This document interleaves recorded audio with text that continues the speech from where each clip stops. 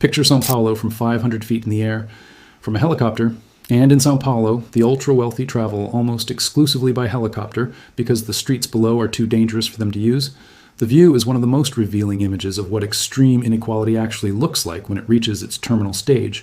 Gleaming towers, rooftop pools, gated compounds with private security details and manicured grounds that would not look out of place in Beverly Hills, and surrounding them in every direction as far as the eye can see, favelas. Millions of people living in structures assembled from whatever materials were available. No reliable sanitation, no economic ladder, no path from where they are to where the towers are. Brazil is not a failed economy. Its billionaires are doing extraordinarily well. Its GDP ranks among the largest on Earth. Its agricultural exports feed the world. Brazil is a success story for the people at the top. The middle class simply does not exist in any meaningful structural sense.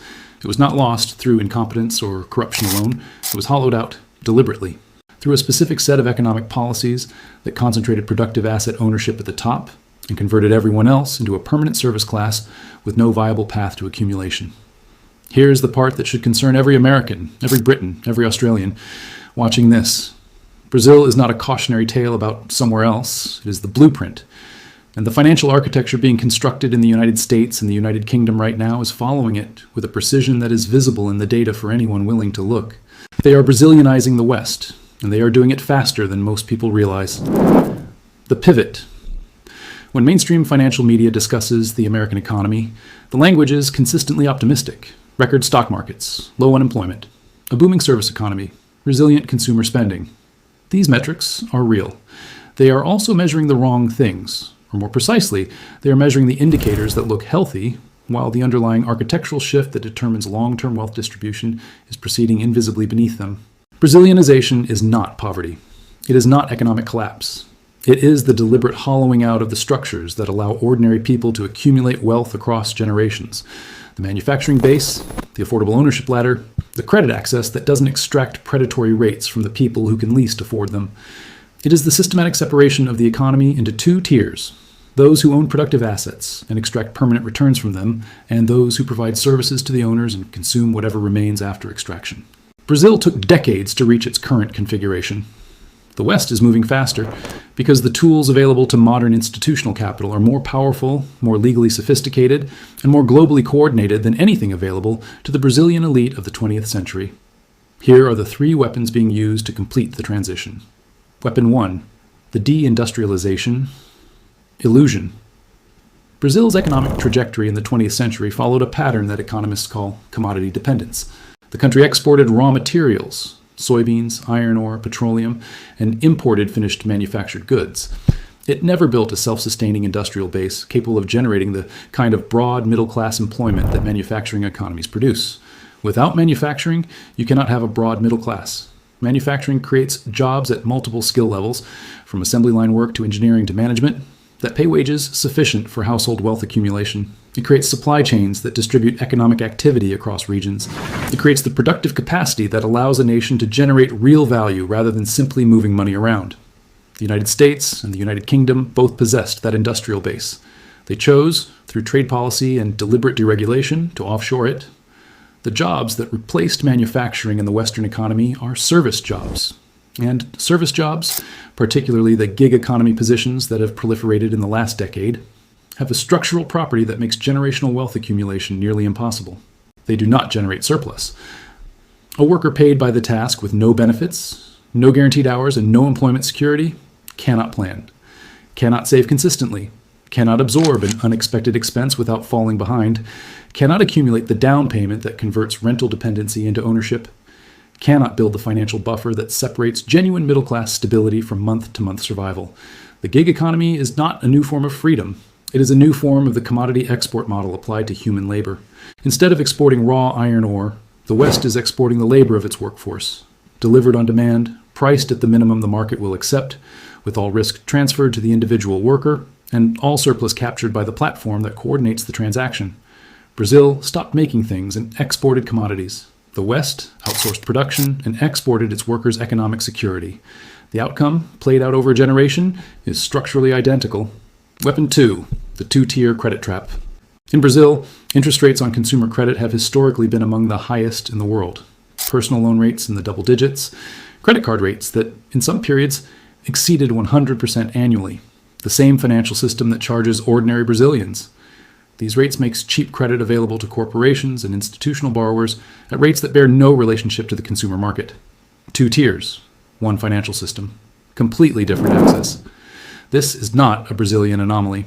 It is a feature of every financialized economy where institutional borrowers have negotiating leverage and retail borrowers do not. In the United States, the Federal Reserve's sustained policy of suppressed interest rates made cheap debt available to institutional borrowers, private equity, hedge funds, corporate real estate operators, who used it to acquire hard assets at scale. The same period produced credit card rates that exceeded 20% for the average American consumer. The institutional borrower used cheap debt to acquire productive assets. The retail borrower used expensive debt to cover the gap between stagnant wages and rising living costs. One group used leverage to accumulate, the other used leverage to survive. This is the 2-tier credit trap, not broken, not a policy failure. Operating exactly as designed, as an extraction mechanism that channels cheap capital to those acquiring assets and expensive capital to those acquiring nothing except the privilege of making it to next month. The math of this divergence, compounded across a generation, produces the Brazilian outcome with mathematical certainty. Those with access to cheap institutional credit accumulate productive assets. Those paying 20% on consumer credit cannot accumulate anything. The gap between them widens every year that the divergence continues. Brazil's financial system didn't fail its middle class. It extracted it.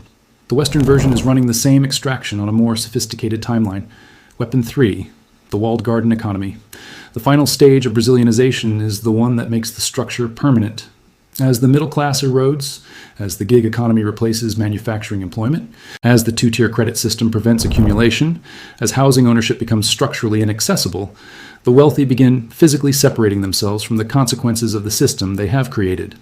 In Brazil, this manifested as gated communities with private security, private schools entirely disconnected from the public system, private health care that bears no relationship to what is available in the public hospitals, and the helicopter infrastructure that allows the ultra-wealthy to move through São Paulo without touching the streets below. Private infrastructure, funded privately, maintained privately, accessible only to those who can afford private access. In the United States and United Kingdom, this transition is underway. Private schools capturing an increasing share of educational investment from families with means. Private healthcare concierge services that provide genuinely different medical access than the insurance system available to everyone else. Gated residential developments with private security and private amenity infrastructure. Luxury bunker communities in rural locations marketed explicitly as refugees from social instability. The wealthy are not leaving society. They are building a parallel society within it. One that does not depend on the public systems they are simultaneously defunding through political influence and tax optimization. When the public school system deteriorates, their children are in private schools. When the public healthcare system strains, they have concierge physicians. When the public infrastructure decays, they have private alternatives. They have exited the shared systems while retaining the economic extraction that those systems support. This is the walled garden. And once the walls are built, once private infrastructure reaches a scale and quality that makes public infrastructure irrelevant to those inside, the political will to maintain the public system disappears with it. The favela is not a failure of planning. It is what happens to the public system when the people with the resources and the political influence to maintain it no longer need it. The middle is disappearing, not gradually, not theoretically.